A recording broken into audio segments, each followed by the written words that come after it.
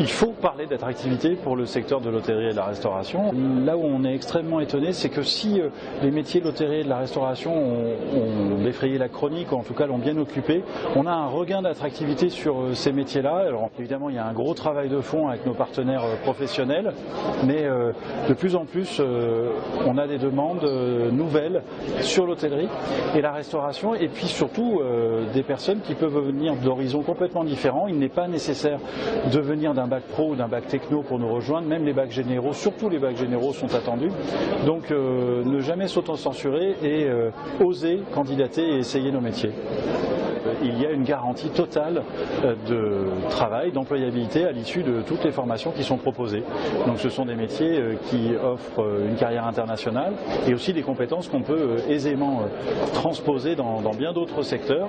Donc, et puis avec la reprise prochaine du secteur du tourisme, de l'hôtellerie et de la restauration, on envisage des croissances à 2 voire 3 chiffres du secteur. Les personnes ont envie de repartir en vacances et c'est tant mieux. Il n'est pas rare d'entendre que la période de confinement de 3 mois nous a permis de gagner 3 ans en digital. On n'a fait que transposer toute notre connaissance de notre approche internationale sur le national, c'est-à-dire qu'on a remis en place des visios, en tout cas pour la présentation de nos programmes. Pour nos étudiants, ça a été également l'occasion de vivre l'hybridation, étant donné que nous sommes des écoles également techniques, nous avons eu la possibilité d'accueillir nos étudiants pendant ces formations. Donc tout ça s'est fait de manière extrêmement rapide, extrêmement cohérente et nous a permis de beaucoup apprendre pour le futur et de la manière dont on devait repenser notre organisation pédagogique. Et les parents ont besoin d'être rassurés. Ils ont besoin d'être rassurés parce que pour celles et ceux qui ne viennent pas des métiers de l'hôtellerie et de la restauration, ils ne savent pas trop ce qui se passe dedans et c'est bien normal. Et donc là, tout notre travail, c'est d'orienter les jeunes au plus tôt, de leur expliquer quels sont les métiers, la myriade de métiers qui sont possibles et de leur ouvrir nos portes, de les inviter à venir et à voir dans quelles conditions est-ce qu'ils vont être accueillis et formés.